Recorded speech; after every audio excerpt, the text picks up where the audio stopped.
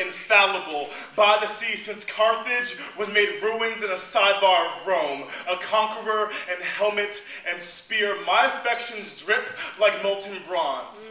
I'm a man of history, and I love like war gods. Every kiss is a phalanx, bacchanalia marching against the temples of my bloodline. Sometimes I can't even hold hands without feeling conquest welling up inside of me like the mountains of Gaul. When Julius Caesar crossed the Rubicon, the blood of Venus running through his veins, Rome adorned him in laurel, deified him in the honor of Mars, a man like a myth. Marcus doesn't like black guys. His heart dissolving like a morning star, he retreats into the blue of his eyes when confronted by people tainted by daylight. Growing up, some of us were scolded for playing in the sun. The back of my neck boils like an equator, and there are days when I wear the brown of my skin like a coffin. I've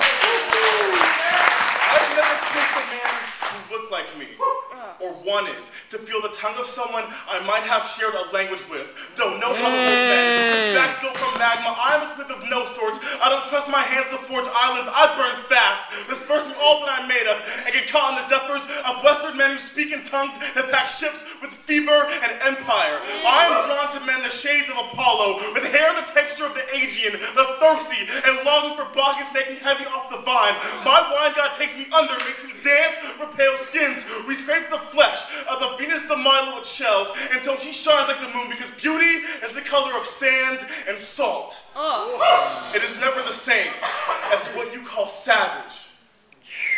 I have unlearned inferiority, but still haven't mastered not feeling secondary, beautiful under the circumstance. But one day, I will have read enough words and forgotten languages to make my hands strong enough to tear out the pages of encyclopedias and rewrite lost texts, rebuild and restock the libraries of Carthage, separate beauty from conquest. And I will forge myself a man from the clay that collects along the banks of the Nile, offer him the tigris as a tongue painted in indigo and saffron, a voice of cinnamon.